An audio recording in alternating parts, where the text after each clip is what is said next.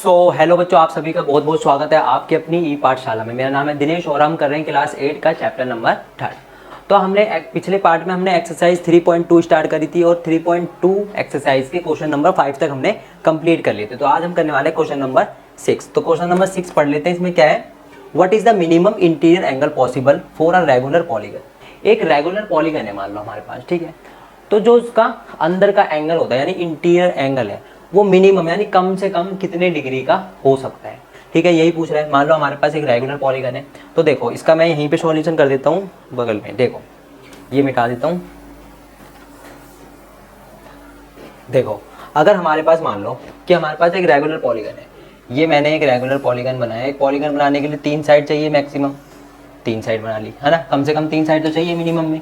और एक मैंने मान लो यहाँ पर एक स्क्वायर बना दिया, ठीक है, एक स्क्वायर बना दिया, ठीक है। अब चलो देखो ये मैंने इक्विलेटरल ट्रायंगल है मान लो मेरा कि तीनों साइड इसकी इक्विलेटरल ट्रायंगल की क्या होती है, तीनों साइड क्या होती है, इक्वल होती है ना, और तीनों एंगल भी इक्वल होते हैं। मान लो मैंने इसको 60 डिग्री ले लिया, ये भी 60 डिग्री होगा, ये भी 60 डिग्री हो गया, ठीक है। और ये मेरे पास एक रेगुलर पॉलीगन में स्क्वायर है, ये कितने डिग्री का हो सकता है, 90 डिग्री का, ये भी 90 डिग्री का, ये भी 90 डिग्री का, ये भी 90 डिग्री का, ठीक है। ऐसे में पेंटागोन लूंगा तो वो कुछ अलग होगा, हेक्सागोन लूंगा कुछ अलग होगा, है ना, ऑक्टागोन लूंगा कुछ अलग होगा। तो यहाँ पे देखो कम से कम हमारा रेगुलर पॉलीगन के अंदर इंटीरियर एंगल, एक इंटीरियर एंगल कम से कम कितने डिग्री का दिख रहा है यहाँ पे, कम से कम। अगर हम देखो नंबर ऑफ साइड हमने बढ़ा दी यहाँ पे तो हमारा जो इंटीरियर एंगल था वो बढ़ गया, है ना। अब देखो यहाँ पे कितने डिग्री का है, कम से कम हमारे पास 60 डिग्री का तो है ही, 60 डिग्री का तो होना ही चाहिए, है ना, 60 डिग्री से कम नहीं हो सकता, ठीक है। तो इन्होंने मिनिमम पूछा था, यानी कि इन्होंने यही बोला था ना कि मिनिमम एंगल कितने डिग्री का हो सकता है एक रेगुलर पॉलीगन में इंटीरियर एंगल। तो इंटीरियर एंगल कितना हो सकता है मिनिमम, कम से कम भाई 60 डिग्री का तो हो ही सकता है, ठीक है, 60 डिग्री का हो सकता है। तो यही हमारा सॉल्यूशन था इसका, ठीक है। फर्स्ट पार्ट में यही पूछा था तो हमने बता दिया आसानी से। अब चलो सेकंड क्वेश्चन पे देखो क्या है। सेकंड क्वेश्चन में what is the maximum interior angle possible for a regular polygon.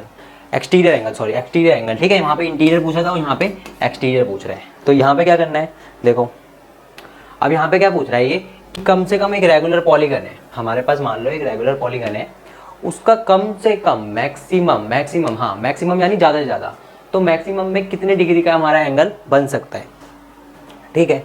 Maximum ही पूछ रहा है ना। देखो यहाँ पे पॉसिबल रेगुलर पॉलीगन मैक्सिमम में पूछ रहे हैं। तो देखो क्या करना है इसमें, एक कोई भी रेगुलर पॉलीगन बना लो। मान लो हमारे पास मान लो स्क्वायर बना लिया मैंने, ठीक है। इसकी साइड को एक्सटेंड कर दिया थोड़ा सा, यहाँ पे मैंने एक्सटेंड कर दिया, यहाँ पे मैंने एक्सटेंड, ऐसे मैंने मान लो इसको एक्सटेंड कर दिया। अंदर 90 डिग्री का बनता है एंगल, सबको पता है ये बात, है ना, अंदर 90 डिग्री का बनता है, ठीक है भाई, 90 डिग्री का भी बना दिया, ठीक है। और एक्सटीरियर एंगल पूछ रहा है कि भाई कम ज़्यादा से ज़्यादा कितने डिग्री का हो सकता है। तो देखो एक्सटीरियर एंगल यही है इसका, तो ये 90 है तो ये भी तो 90 होगा लीनियर पेयर के लिए, है ना। ये 90 है तो ये भी 90 होगा, ये 90 है तो ये भी 90 होगा, ये 90 है तो ये भी 90, ये 90 है तो ये भी 90, ठीक है। तो हमने क्या देखा, ठीक है, तो हमने क्या देखा कि भाई जो एक्सटीरियर एंगल है वो 90 डिग्री का बन सकता है ज़्यादा से ज़्यादा, है ना, 90 डिग्री का बन सकता है। तो चलो अब देखो हमारा मान लो कि हमारे पास एक ट्रायंगल है, इसकी साइड को मैंने एक्सटेंड कर दिया, ये मैंने 60 डिग्री मान लिया। इक्विलेटरल ट्रायंगल भी ये भी मैंने 60 मान लिया, ये भी मैंने 60 मान लिया, ठीक है, ये भी मैंने 60 मान लिया। अब देखो ये कितने डिग्री का बन सकता है बताओ, ये कितने डिग्री का बन सकता है, यहाँ पर ये 60 है तो यहाँ पे 180 होता है, तो ये कितने डिग्री का बन सकता है 120 डिग्री का, 120 डिग्री का बन सकता है, तभी तो 180 होगा, है ना।